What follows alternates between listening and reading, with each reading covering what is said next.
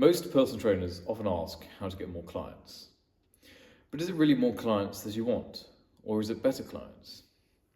With better clients, you have people who follow your program, turn up on time, refer their friends, and are perfect for testimonials, all of which provide you a foundation for true growth.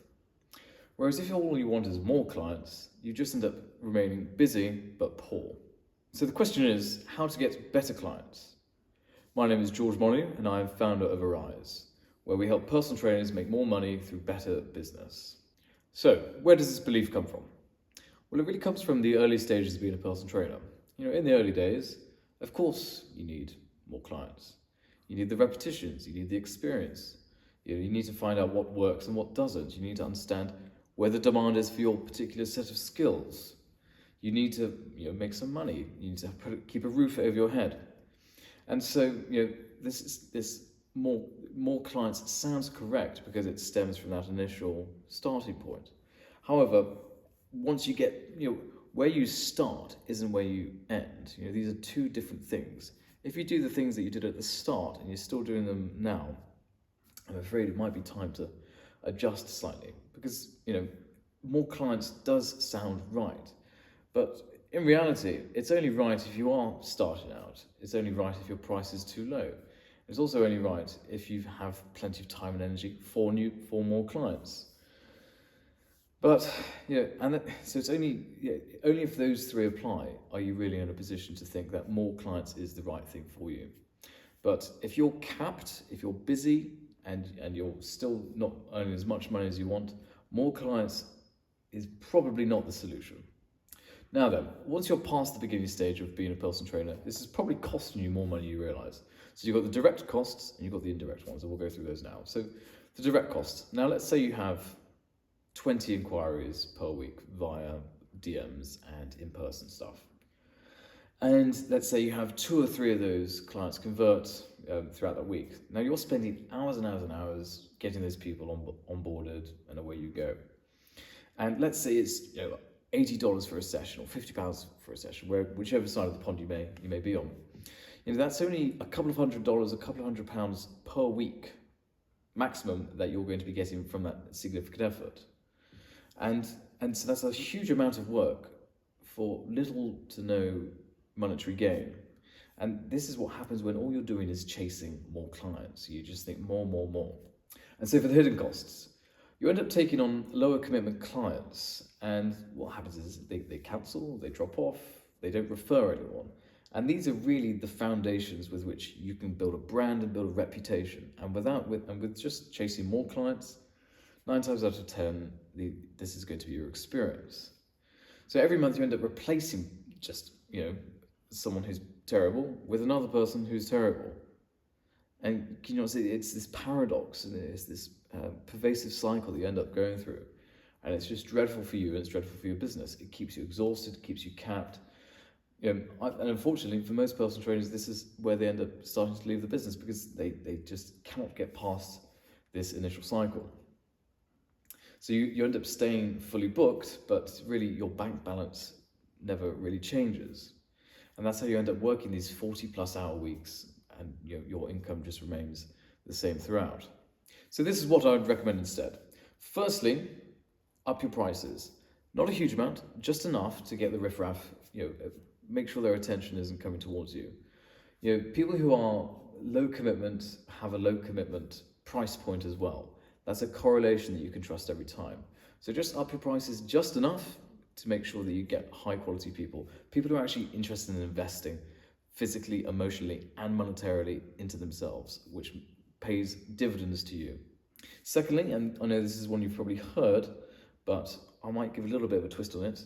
You need to be clear about who you're for. Now, yes, we've all seen on Instagram that I help mums do this and I help dads do that, and so on and so forth.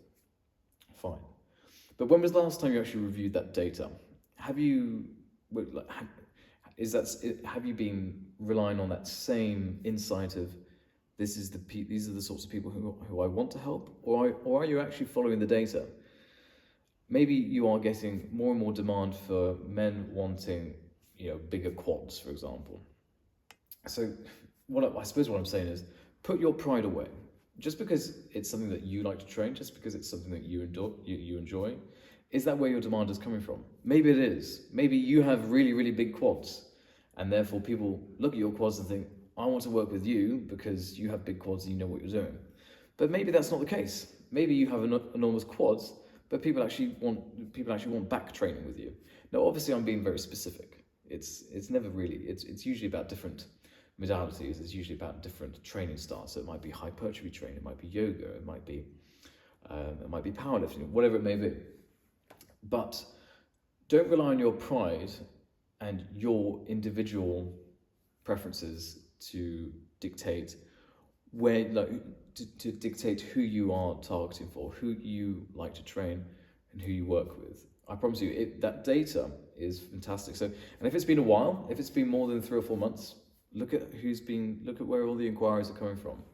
You just take screenshots, throw them into ChatGPT, and you'll quickly find out some important information to help you really refine who you're for.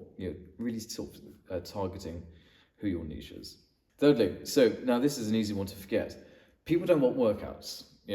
I'm going to the gym not to work out, I'm going to the gym for an outcome. Now, that's the same whether or not you're a beginner or you're an advanced individual. So, really, what you're selling them is the dream. Now, my background is in psychology, and a huge amount of psychology is storytelling. Now, if you can make them feel like the hero of their own journey, and don't forget the journey has every story, every journey has a start point and an end point. You are transposing them from this, oh God, I've got to work out, I've got to get to the gym, I've got to find time, it's raining, it's dark, this thing, that thing. Forget about it. Make them feel like the hero of their own journey, and this will transform their commitment to you and transform the results with which they achieve as well. And ultimately, that provides you as a business owner, as a personal trainer, the foundation to attract higher and higher quality clients. Now, lastly, this is a bit of a favourite of mine. Now, who's faster? The person running the 100-meter race or the person running the 100-meter hurdles? Precisely. Now, I actually went undercover as a client to about 200 personal trainers, and I found something very interesting, which is they during the DM process, contacting personal trainers via Instagram, it is very, very, very messy. And what I mean by this, so my background is in psychology, but my background is also I'm self-taught in product design and behavioral design. And unfortunately, the personal trainers haven't quite understood that you should be making a person's life as easy as possible when it comes to buying.